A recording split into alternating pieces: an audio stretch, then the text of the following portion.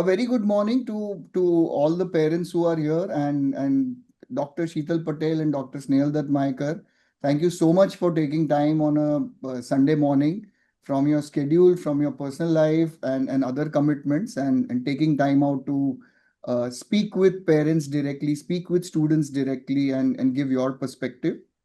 Just a quick introduction of both the panelists come guests today. Dr. Snehaldutt Mayekar is an orthopedic surgeon. He's an MBBS, D.Ortho, M.S.Ortho, AOAA, Swiss, practicing general orthopedics, arthroplasty, arthroscopy, trauma, spine, and deformity correction. In his 20-year practice, he's loved updating himself with latest developments in medicine. He attends regularly in various seminars, workshops, conferences, and is at the forefront of healthcare and health tech. So thank you so much, sir, for taking time out and coming in. My pleasure. My pleasure. Thank you. We also have Dr. Sheetal Patel. She's an eye surgeon. Her illustrious degree is MBBS, MS, DNB, FCPS, DOMS, with 20 plus years of experience in cataract surgery. Patients love her for a genuine commitment, her empathy, her honesty, and a deep, deep passion for ophthalmology. So thank you, Dr. Sheetal Patel, for taking time out. Yeah. Thank you so much. Great, great. So we'll start off with a few questions from me, and then we will take questions from other parents. Whoever wants to shoot a question can go ahead and ask. So going back to your 10th, going back to your 12th, which is largely what the parents are here from, what was it that prompted you to pick this up as that I want to be a doctor, I want to have a DR in front of me? You go first. For me, it was genuinely only my parents and nothing else that put me onto the medical field. I wanted to fulfill my parents' ambition. They want not to become doctors, so here I am. That's it. Okay. For me, it was a good score in 10th. So maths was never my forte. I could not understand maths at all. So I went into science. So when you enter science, it was like PCB obvious because maths is not your thing, physics is not your thing. So PCB you enter. So it was automatically like that time it was called as a medical field. So that's how you go ahead after 10th, take up 11th, 12th science. And then after 12th, you go ahead with your medical branch. And there is a lot of options in medical branch. So it was never that I want to become a doctor or I want to do MBBS. You just go with the flow. Wonderful. Wonderful. Great. And so many degrees along with your name being attached. How many years did you totally study? I mean, so 12th happened when you were 18. And after, just for understanding of everybody, what is the kind of long years of studies that you've gone into? Okay. I would like to take this, Yeah. Go ahead. First thing is, it's not the years. As a doctor, you keep studying all your life, you have to keep updated yourself. And so it's better not to say how many years it is. It is still we are studying, we are upgrading ourselves, updating. The medical field evolves every day. There are a lot of scientists, a lot of doctors who are trying to find new things, new diseases, new medicines, new surgeries, new treatment modalities. Even engineers help us in getting equipment for those surgeries. So we have to update ourselves for all that is provided to us to help the patients. A rather better question to ask would be how long the basic education is. So the basic education is 6 years for MBBS, 5+1. And after that, your post-graduation is 3 years. Your super specialization can be anything from 1 year to 3 years. In between, there is government service. In between, there is your NEETs, your entrance exams. So you tend to give up your years trying to get those scores and get into the desired fields for post-graduation. So roughly any student after 12th standard, if he's looking to get into medicine or become a doctor, should forget his personal life for the next 10 years. And if you're prepared to do that, please then think of putting that DR in front of you. No. Sneha, don't be so harsh. That's where you would Everyone be a studies. doctor. Yeah, That's where you would everyone be a studies. doctor. Yeah. Even engineers go through a lot. Even Yeah. science Yeah. students go See, through a yeah, lot. yes, definitely they do. But to have your own practice, to start your own That clinics, will take yeah, time. that takes time. See, 5 years for your MBBS after 12th. Okay, then there is 1 year of internship. Then you have 1 year of rural service, which was there during our times. Okay, and after that, we got into our masters. Right? Masters was 3 years. While doing your masters, we can always do this other degrees that we are talking about, the diplomat and FCPS and all that.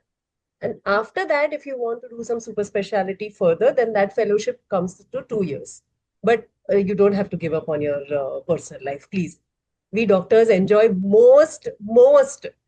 We get so many years to enjoy our life, whereas the engineers get only 4 years to enjoy their life. But they do start getting their returns also after 4 years. Yeah, but then we work for longer years. They all retire by 50 and we work till 70. We work till our graves. We work Till our graves. yeah, We that's what I'm saying. So, yes, Rahul, take over. We'll go on and on. Wonderful. No, I love this. This is fantastic. Two differing points of views Yeah, on a similar domain. So let me cut the chase and come straight to the point. yeah. We've seen what happened in NEET this year. Oh, There were clear sparks in 24, but this year everything came out in the open. yeah. Uh, Students are distraught, parents are devastated. In today's day and age, would you recommend somebody to pick up going through the grind with so much of uncertainty, as it is the ratio of acceptances to applicants is not in their favor? So, would you suggest people to pick up going for NEET or becoming a doctor or something around that?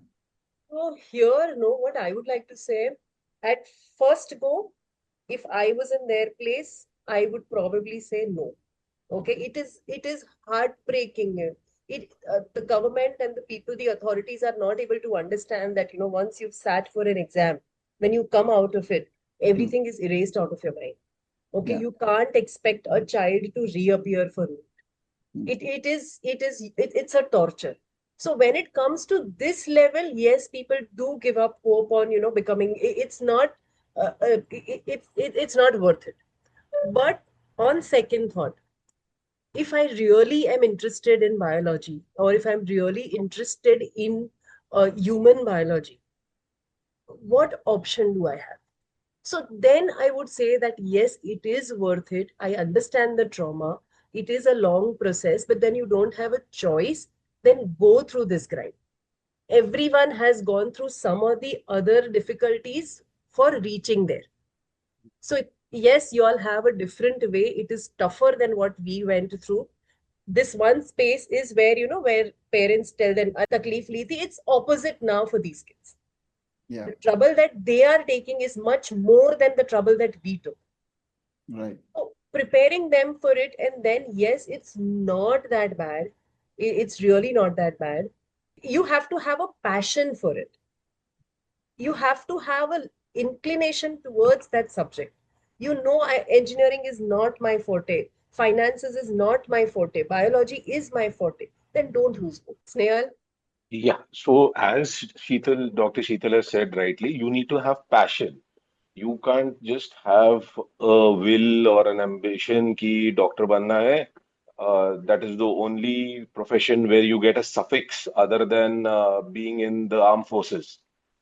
That suffix needs a lot of passion more than anything else. Hard work, everyone works hard.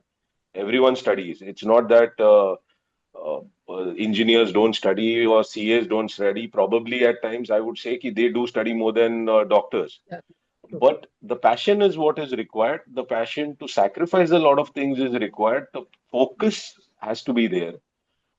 Unfortunately, as I have been, most of the students in our time had only two options: either to take up engineering or to take up medicine. And parents were also more than happy to either pay up for your fees for engineering or medicine. If anything else that you want to do, the society would look at you as a bekar or someone who does not want to do something in life. So that's not the case now. There are a lot of options with biology also for people who love biology and who don't like maths or physics. Yes, do become a doctor, I would say, but only if you have the passion, if you want to serve the humanity, if you want to do it, because uh, this is where the empathy comes in. This is not a profession that you do just to earn money. You can't just ride the bus along with the others and say कि हाँ यार मैंने ये आज कर लिया करके and मेरे को इतना पैसा मिला, I've got an upgrade. There are no promotions. You have to self promote yourself to the next level and keep working towards patients' empathy. You have to have a lot of empathy for people, and that is where that is what is most important to get into this profession. Everyone has one brain, and everyone knows how to use it. So I wouldn't say the studies part, as Sheetal rightly said, it is not the difficulty in studying; it is the difficulty in the focus and what objective the student has. I have come across a lot of relatives looking at our lifestyle now and wanting to be doctors. So that is something which should not be looked at because probably they never saw us when we were studying, when we were in college, when we were doing our residency days. And a lot of people and relatives judge us by what life we are living today. But to reach that level, the sleepless nights, the hard work in the wards, in the emergency rooms are not seen. And that is why I say ki you need to have a lot of empathy. It is, again, I repeat, it is not at the end of 6 years of MBBS, mere clinic khulega, or at the end of 10 years when you are a specialist, ki what would be my income? And take my word for it, I have students asking me, ki, sir, aapke, so that is not, that person should not become a doctor. And it's 3 years of struggle. See, MBBS is fun. It is literally fun because what you're learning is it's mind blowing when you see few things, when you're studying in MBBS and your friend circle, your life, it's really good for everyone, I suggest. But for masters, yes, it's a grill. You are grilled like anything. You have to be tough in that. Yeah, there are chances you give up on it. I did. I gave up. I gave up after 6 months, but then I rejoined again after a year. So yes, that bit is the only difficult part, while MBBS is not. Wonderful. Great. Great. And just taking this as an extension from here, we are hearing of the impact of AI in so many fields. Probably the future landscape looks very different with these scenarios of war and the entire deglobalization and a lot of macro headwinds and probably micro country level things which are changing. I don't know if doctors are getting the kind of respect they truly deserve. We hear of cases where doctors have been assaulted for absolutely no fault of theirs of doing the job. What do you see the scenario panning out in the next 5 years? Let's say 2030. What do you foresee? Any ideas, inputs there? You want to go first? No, you can take it. So see, if you're talking, your first thing was about AI. Yeah. About AI, what I would say is AI needs some input for it to give you an answer. Correct? Right. But who will give that input and what input you will give? Suppose if you put in some symptoms, okay, and then get a diagnosis, it is very important for you to realize that this is a symptom and this is a sign. But if you don't have the knowledge, you will miss that important symptom and sign to feed into AI, and then AI will give you a very different answer. So it is not that AI is going to do everything. You get it? It's not something that we should be scared of. Yes, we will need to learn to use it, to understand it, and to inculcate it in our practice. It will be much easier. Nowadays, in Ophthal, if you ask me about AI, then it is the fundus photo. If you take a fundus photo, there is an app, you put it, and it will tell you the findings. It will tell you whether you have diabetic retinopathy or not. Correct? But you have to feed in that, no? It's not as simple as that. So it's not that any clinicians will just come and do that. Even if they do it, the treatment part you only have to do, then your little headache is gone. Right. To explain to the patient. In fact, you will save time on that. That is your first thing about AI. I don't think you need to get scared of it, but yes, start learning it and incorporate it. That'll be one additional subject for you to learn. Second, Okay. about the assault on doctors, we need to understand communication is the skill here. Everybody needs to communicate well. Now, whether you are an engineer, whether you are a chartered, whether you are a teacher or a doctor, communication. If you don't answer properly, the opposite person is bound to get agitated. If my daughter doesn't answer to me, I get agitated. Correct? It's the same way. You are sitting in a place. So when a relative comes to you, you have to answer them well. If that gap is reduced, then yes, these assaults. See, I'm not saying the fault is with doctors when it comes to assault. But yes, we are observing this communication gap. If that improves, then yes. Another thing is why these assault has increased. This assault gets the media attention. Okay. Yeah. And then what people started realizing, Are, doctor ko, and no one does anything. That's where the other ones get inspired. Yeah. Yeah. Okay, till then, till it was not in the media, no one knew about it. No Right. one knew that you could hit doctors. This is And get away with it. And get away with it. yes. So yeah, and get away with it. Yeah. So this is where again the problem lies. Sure. And your third one, what was the No, last so one? broadly, you've answered the question. Essentially, 2030, where do you see the profession? Essentially, you're saying things will be the same. AI will be used more as a tool and technology to aid you. Yes. Yeah. Sure. Snail. So I agree with Sheetal on this. As I said before, regards the assault part, what Sheetal was trying to put, I had put it across. If there is empathy towards the patient, Yeah. all these issues would not come in. One. Two, the outlook before was the doctor was God. The doctor was next to God. Or doctor ne hi sab. But then it is not what doctor has done. Doctor has used his brains. No one is immortal. People need to understand that doctor's parents also die one day. Doctor's children also die, and the doctor also dies. So he can't save everyone.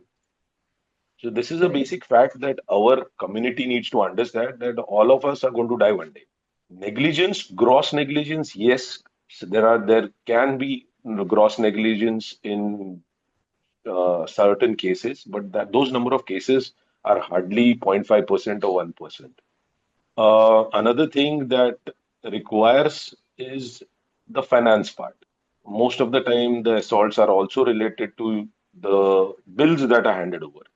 So Yeah. that is where our country needs to move from cash-oriented practice to Mediclaim-oriented practice, or the government-aided funds have to come into picture for for a class who cannot afford these services. Yeah. There are no free lunches in life.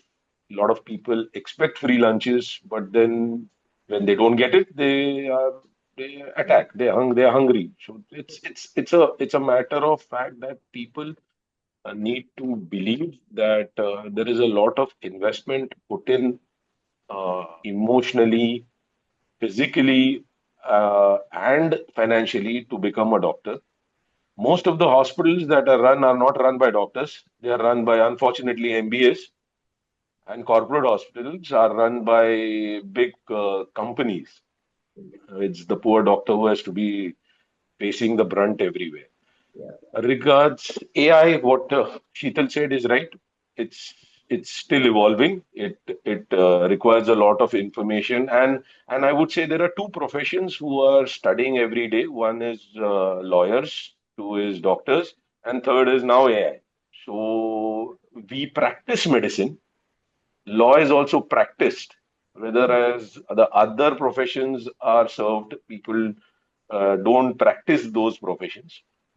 So AI, yes, right now it is still evolving, and by 2040, Probably it should be more refined.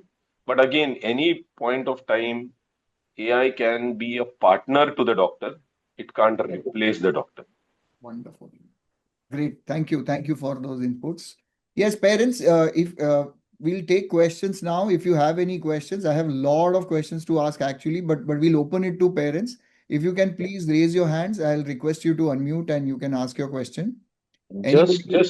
I would like to add, Rahul, you could share that message which I sent about AI, the study on AI, in medicine. Rather, Yeah, unfortunately, Sheetal, that's regards on ophthalmologists. yeah. Uh, I think that could be shared with all the parents, just to We'll do that. sum up We'll do your that. Yeah, question. yeah. Great. We'll surely do that. We'll in the next week, probably I'll share it as what are the challenges of AI, especially in something so serious as a medical field, right? Great. Thank you for that. Yes, parents, anybody has any questions to ask? Yes, Mittal, Vinitha, please unmute yourself and ask the question. Can you please unmute yourself? I've requested you to unmute. You've raised your hand, Mittal, Vinitha. Okay, we'll go to Kundal Khan. You're able to hear me now? Yeah, we can hear you. Please go ahead. Hello, I'm extremely sorry for the glitch. No First of worries. all, thanks a lot for the wonderful session. It was Yeah. really, we got a lot of this. I also just wanted to ask about your preparation to get tools which you Your voice seems to be leverage now. glitching. I'm sorry, your voice seems to be glitching. Can you come in an area with better network, please? Sure. Yeah, let me join back. This better now. Yeah. Okay. So basically, I just wanted to hear from the perspective of like getting into the NEET, how the journey was. When did you start preparing for it, and what were different like tools or different aids which you used while preparing for it? So for this, I'm not the right person because when we joined medicine, we did not have NEET.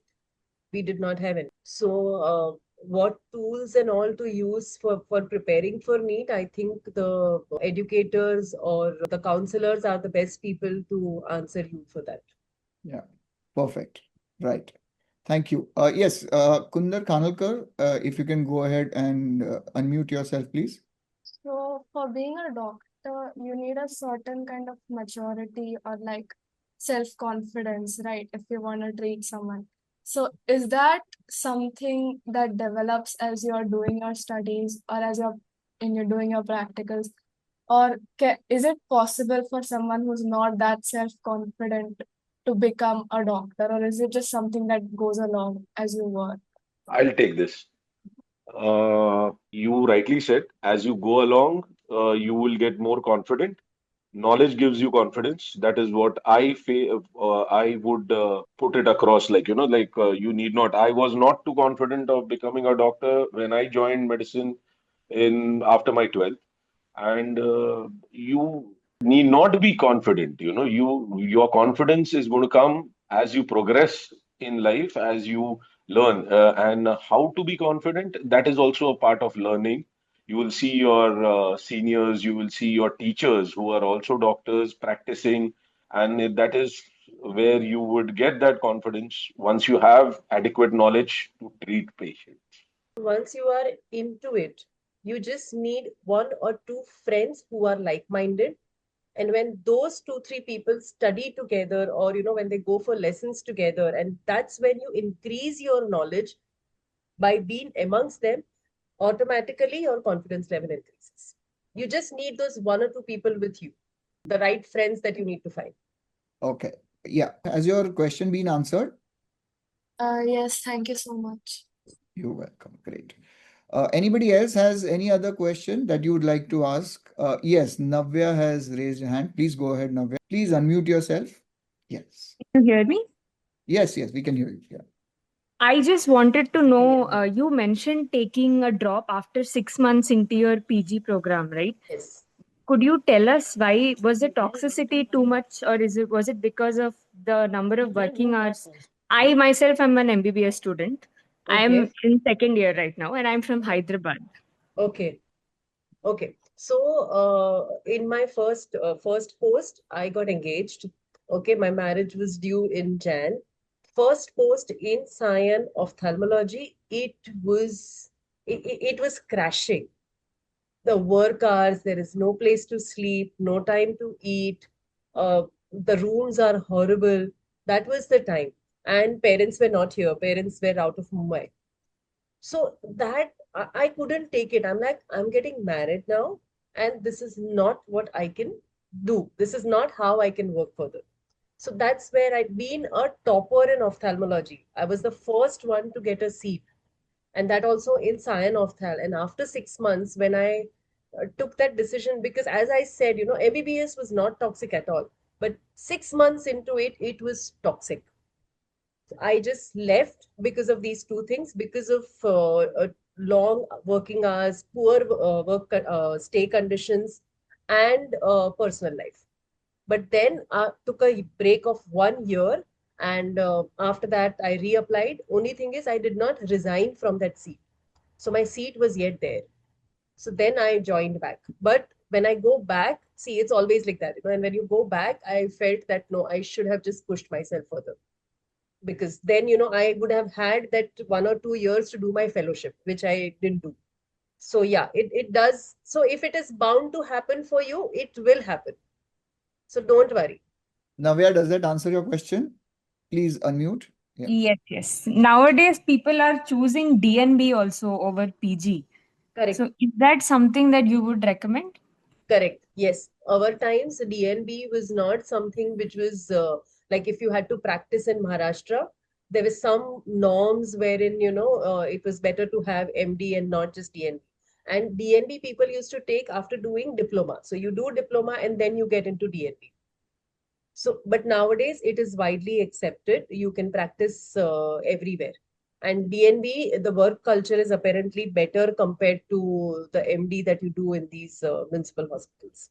I mean, this is my outlook on it. I don't know, Snehal, is there anything different from this? No, it's the same what you're saying, Kanke. Because DNB at times is also available in corporate hospitals. So definitely the living facilities, the work culture is more different than the government setups.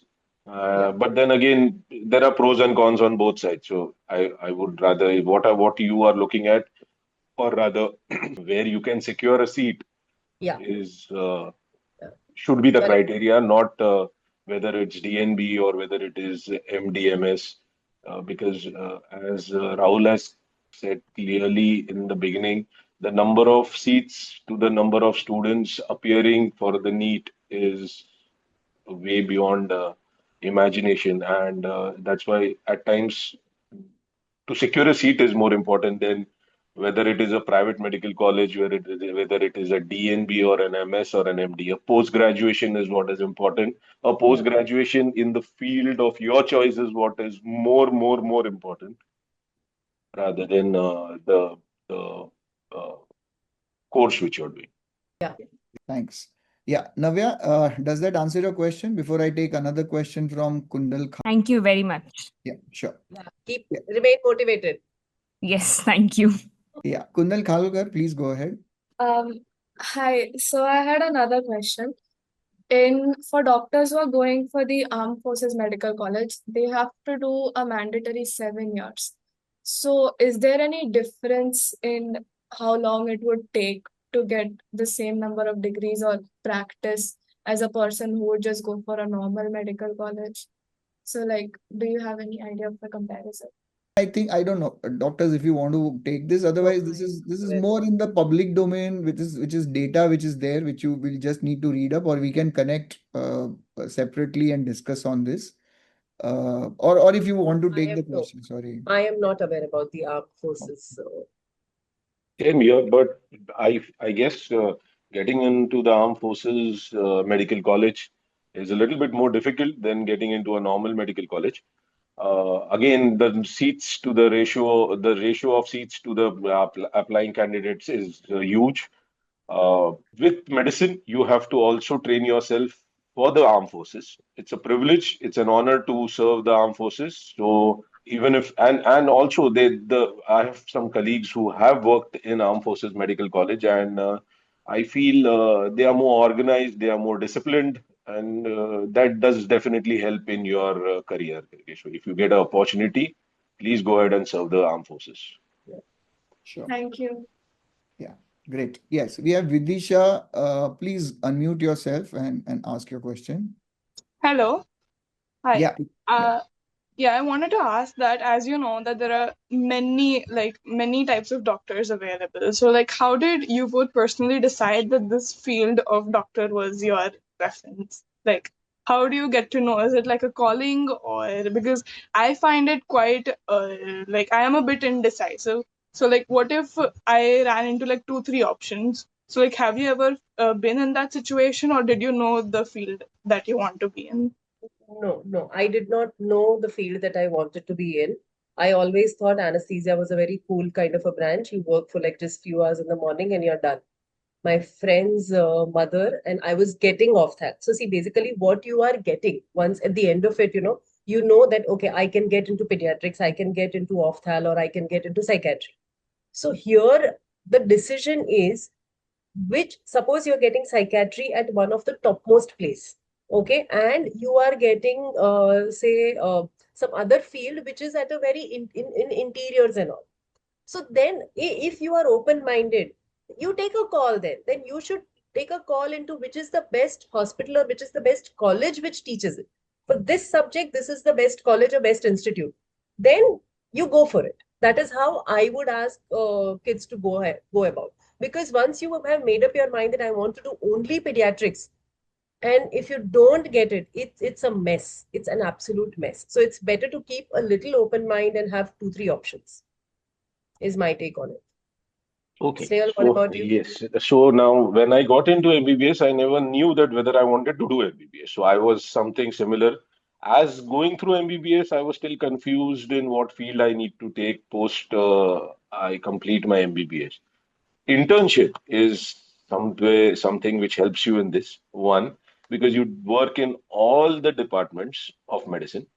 And yes, you can want to be a certain thing, but then you should have the inner skills to do. Sheetal is a wonderful doctor, surgeon, but I can't see myself doing a cataract surgery so peacefully. My personality would not help me in trying to be an ENT surgeon or an ophthalm surgeon. So I chose orthopedics, which is a more of a construction field kind of a job. People call us the medical carpenters. So this is something which I could gauge when I was doing my internship. My father wanted me to do obs gynac. That was something which my personality or me didn't want to do. So it is, I would suggest that it is the internship which helps you make a decision in what interests you and what are you made for. And secondly, yes, your marks, your rank now. I was not getting orthopedics in Mumbai, so I had to go out of Mumbai and secure a seat and do my orthopedics there. So that is what Sheetal doctor has rightly said. It is the institute does matter, and on the other hand, what your interest lies in, that is also important. You can always have that exclusion criteria that, okay, I don't want to do this, I don't want to do this, I don't want to do this. So you know that at least these 3, 4 things I don't want to do. Then rest are open for you. That is one way to look at it. Fantastic. Vidisha, does that answer your question? Yes, it does, but I just want to clear out one thing. Snehal, so you mentioned one thing that your personality, you would not see yourself as a surgeon. Am I right? Yeah. No, I So, am a surgeon. oh, sorry. I'm an orthopedic surgeon. Then, So orthopedics is not about just to clarify, orthopedics is not about microsurgeries or fine surgeries. Yes, there is a fineness that is required in orthopedic surgery, but still it is more of how should I put it? It's a macro level surgeries. The bones are huge. The bones need to be fixed with plates and screws and wires. So it's more of like you're doing a medical Lego. So what aspect of your personality made you tell that? Like, were you not comfortable with very detailed surgeries, or how am I supposed to know? I'm exactly trying to say it is, if you are doing your MBBS, you would understand that through your studying days, through your internship days. It is the internship when you are exposed to patients. That is where you understand what kind of patients you want to keep seeing every day. Okay, okay. So I worked for 3 months in Gynac. I wanted to think about being a gynecologist as my father wanted me to be, but then I couldn't place myself there. The lifestyle there, the kind of patients that were coming to me, I understood that I could not be a good gynecologist. So rather, Okay. when I was working for a month in orthopedics, I could connect there, with the kind of work that was being done there, what was my vision of being a doctor. I could more connect with that pain management, uh, Trauma cases. the Yeah. trauma surgeries. I could connect with. My personality was something where I wanted to be in control of a situation rather than being passive. So that's where I did not choose of doing other non-surgical branches, like Okay. anesthesia or psychiatry or pediatrics. I'm not good with children, so I thought that pediatric Okay. goes out definitely. So after experience, I will get clarity. Like, Yes, Yeah. I think the internship would be the ideal time. After internship, you would be able to get that clarity. okay, okay. Yeah. Thank you so Basically, much. the best is to do exclusion criteria. Okay, okay. To know that I don't want to do ENT. I mean, so you know that you look at that. You Okay, say, yeah. I don't want to do pediatrics. Then you know that, okay, this is not my league. So if once Yes. those things are out, then you will have at least 5, 6 fields wherein you will feel that, oh, this interests me. Elimination. Yes, Yeah. yes. Thank Yeah. you. Yeah. Great. Thank you so much for that extensive, elaborate response, Dr. Snehal, Dr. Sheetal.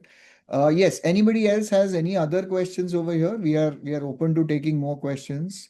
I know this is a slightly lazy Sunday afternoon now, but anybody else wants to ask anything around biology, being a doctor, the journeys of both the doctors here, which we of course have discussed at length earlier, but still, anybody wants to know anything else around this? Okay. So I'll I'll keep the floor open for others to ask questions. In the meanwhile, Dr. Snehal, Dr. Sheetal, any inputs, insights you'd like to give apart from what we've already discussed to the students, whether it is medicine first, of course, if they are pursuing medicine, or if not for medicine, generally in your practice, you would have come across a lot of youngsters whom you're dealing with, and any inputs, insights you would want to share on different fronts here. For now, what I would like to say is that what we are looking at now, what we have been practicing for 20 years, and what I look ahead now, we are entering a corporate zone in metro cities. Okay. Okay, so if you are thinking of setting up your practice or working in metros, then it is the corporates. They have come up. So your job is more or less going to be like working in a corporate. Okay, the days of having your own setup or having your own OT or your own small practice is we are seeing that it is getting slowly wiped off, at least the surgical part.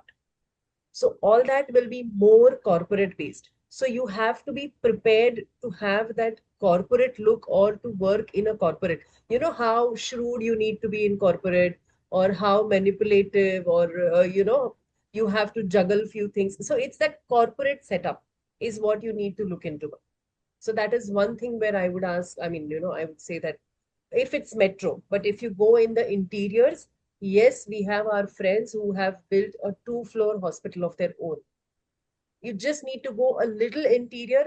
That's where the kind of work satisfaction that we are getting at this point in life is what you will get if you go little away from the metro, is what I am looking at.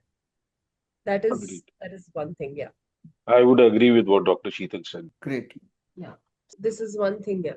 Yeah, that is for medicine, and generally you're meeting a lot of students, parents. I of course am meeting students' parents every day, and the kind of shift that is generational shift that we see happening in a Gen Z and then the Gen Alpha. Any insights, inputs as doctors you would want to share with them, more on the perspective of career and life to make after that. handle their screen time, handling, as we were just discussing, right? 4 hours, no screen time, and things around it. Or any inputs, insights that you'd like to share? Well, I think the most important thing with the next generation is sincerity.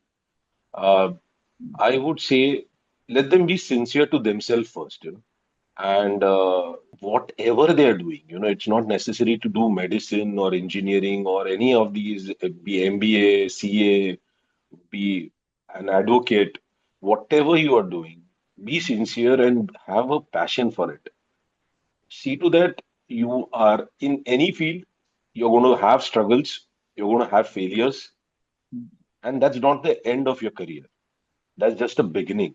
Every struggle, every failure is going to teach you something, which at the next step you will avoid. So, the most important take home message I would give to all the people listening here is let the student choose what he wants to do rather than we can make things clear for them. We can provide them all the information that they want. But if a certain child is good in art, let him do art. If he's good in a certain sport, let him do the sport because he's going to put in all the efforts in something which he or she believes that he is good in or she is good in, and not what Rahul or me or the parents think.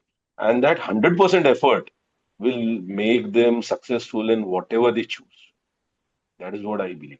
Because the struggles are going to be there in every field and they will have to fight it out.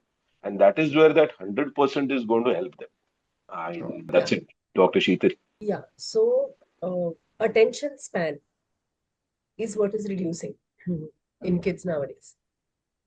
That's 100% because of the screen. It's the mobile in our hand which reduces the attention span, which doesn't work. Okay, anything that you're doing, anything, whatever you are studying, if your attention span is less, you can't achieve anything.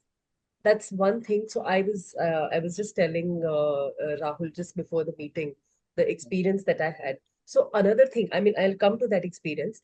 So for this attention span to increase, the screen time has to go down.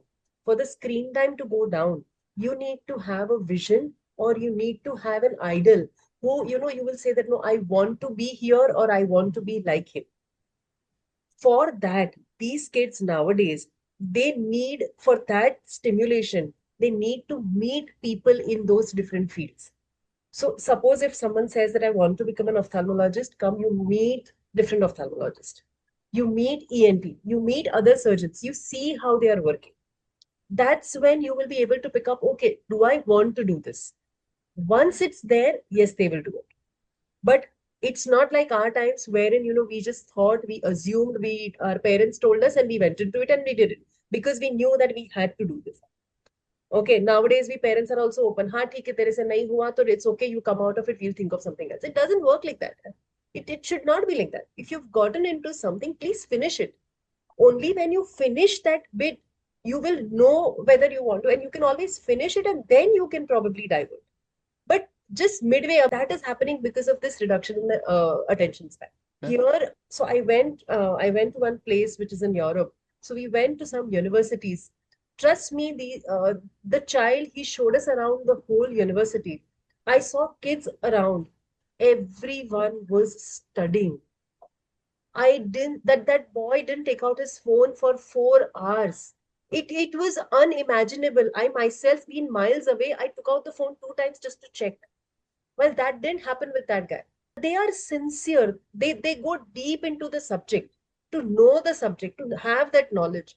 So here, because of these distractions, kids don't go deep into that subject, which is where I feel they should. Sure. Great. Awesome. So yeah, so focus, sincerity, two things which are areas of concern or areas of improvement for a lot of us as parents, for our kids as well. A lot of them are sometimes, I believe, or a lot of times aping us as parents, and a lot of them are under the influence of the dopamine hit that keeps coming on from a non-stop doom scrolling, as we call it, over the time. Wonderful. Great. Yes, any parents want to have any other questions? We have another 10 minutes. Both the doctors have other commitments coming up. Yes, Mittal, Vinita again, please go ahead, shoot your question. Please go ahead, unmute yourself. Yeah. Am I audible? Yes, perfectly audible. Yeah. Yeah. So first of all, thank you for all the insights that the doctors have throughout this session. So recently there has been Your a surge in the system where voice is cracking people again. I'm sorry. I'm sorry to interrupt. Can you come into MBBS. can you come closer to your Wi-Fi router, or go in a slightly open space if you don't not on Wi-Fi?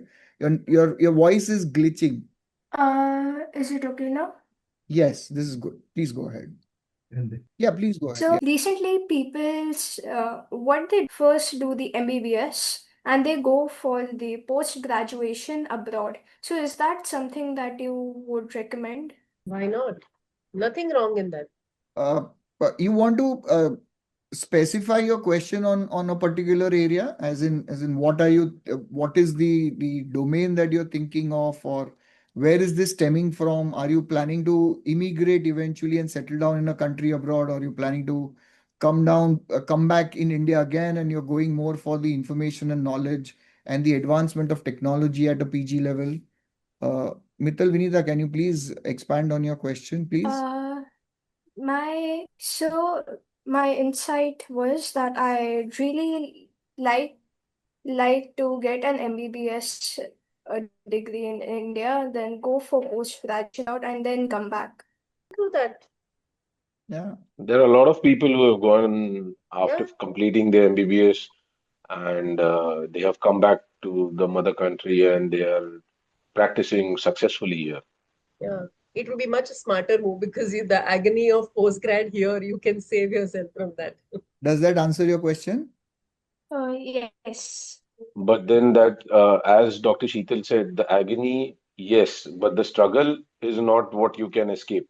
To get into post-graduation in a foreign country also would require you to initially get your license for your MBBS there. So there are licensing exams which you have to clear and compete with students who are local natives for those number of seats out over there. So it's not just an easy part to secure a seat in a foreign university as it is for students with other degrees. Because first is the license exam. So like if you want to get into US of A, there are 3 levels that you need to clear, after which you can get into the residency program. Yeah. But no harm. I mean, you can try. There is Definitely yeah. you can try. You either go in for your NEET PG here. I am just praying that they should just scrap this NEET and they should come up with something different. They are not able to handle it, and it's creating a lot of Rahul, since ma'am has brought up this topic, Dr. Sheetal, you being into this field of counseling, why can't they just have a computer-based exam rather than all these things, what they're doing with these papers leaking and all? Yeah. Might as well have a computer-based exam and just finish it off there and there. The result is out in the next half an hour. Yeah. So it's the ideal scenario. In fact, just extending Dr. Snehal, what you just suggested, why have it like a pressure cooker environment where you take it only once a year? Like an SAT is conducted every few weeks. You can take it around the year. And if you don't qualify for it, no worries. In the next few weeks, few months, when you're ready, go and take the assessment again and see if you qualify. So a lot of changes can be brought about. I think the challenge of our country, India, is one at scale. The number of students, the massive number of students who are taking it. The second challenge is the cost of administering something seamlessly is probably slightly more compared to what students are capable or willing to pay in our country. So a typical SAT will cost you around 14,000 rupees at USD exchange rate for one single attempt. Of course, College Board, the conducting body, makes money out of this. But even if you want to make it on a no profit, no loss basis, there's substantial cost involved in administering with all the checks and balances in place. I think the education minister did announce we are moving to an online test next year in NEET. That's something that he's announced. But yes, a lot more can be done. I mean, a standardized international test, I don't know, USMLE, UCAT for UK, other things can be something that can be incorporated over here. So in a small way, these kinds of events of paper leakages are a blessing in disguise at the cost of these 23, 24 lakh students' mental agony and angst. But at least the next few years, we will see some fundamental shifts hopefully happening. But yeah, fingers crossed. CBSE, I don't know, you read, but CBSE, there was this big hue and cry about their online checking of papers and all. So the challenges in our country is of scale to do it. China is doing it very successfully, but we probably Even need to. that way, Snehal, even the entrance exam, which is that recently, which was conducted, 3,600 students, they had to repeat again because of that. It was a computer-based exam. Right. Use UCAT, UCET. UCED. Huh. Okay. It just came in the paper today. Okay. 3,600 students suffered because there was a server was down. Yeah. So again, if you go in for this online thing, it's going to be again a big mess. I don't know. It's it's at the higher level, wherein I think the classes and the ministry level and all that, wherein they're thinking of it as money making thing, which is where I feel it should stop there. It should stop there. So we've seen the angst of the youngsters with this parody political party, right? CJP coming in, Cockroach Janata Party and all. So there is a simmering angst in the new generation. I don't know if it's going to come out in different ways later on, but we do need changes. I'm completely with you, Dr. Mayekar. We do need fundamental changes on these fronts. How fast? In fact, they've done it successfully with JE. Okay, they started doing. I remember I was in for the longest time. I was in the MBA test prep coaching, CAT coaching, and CAT went online way back in 2008-9. And then a lot of other exams started going online. So it's just a matter of time where this can be handled. Perfect. Great. Any final questions? Anyone else? I think we have time for just one more question if anybody else wants to shoot. Very quickly. Otherwise, some final words of insights, inputs, Dr. Sheetal, Dr. Snehal. You've shared a lot of insights. Thank you so much. These are nuggets of wisdom which we got to hear on a platform together, on an open platform for parents. And I'm sure those who couldn't attend today will hear it later on, go to it on a YouTube channel and hear it later on. But any final nuggets of wisdom? We have 2-3 more minutes of your time. Carry on with your professional life, personal life parallelly. It's okay. It works. Yeah. So don't think that, it's the professional life and, the personal life is at stake and all. Don't do that. That's the biggest mistake everyone does.